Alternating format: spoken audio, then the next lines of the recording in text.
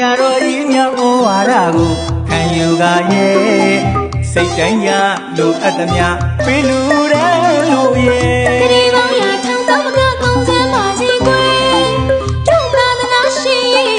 ပေးလူတဲ့လိုက်မယ်ဖရာတွေကြောင်းတွေအလူတွေပေးပြီးမယ်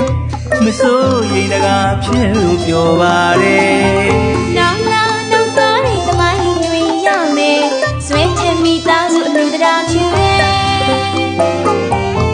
ဖရာရဲ့လူတရားရဲ့လူတန်ဃာတော်တွေလည်းလူအများဘုံတို့အားလုံးရဲ့လူတရားဖြူစိတ်လူတော်လူမောင်မင်းတို့ဆွေးရုံနဲ့ဘေးမသာရာအနာတပိန်ကြောင်းရာယူလို့ဝိတာခာကျမကြီးတို့လူရှင်လူအများအကြစီဝဲမစိုးရင်ကြောင်းရာမောင်နှမဦး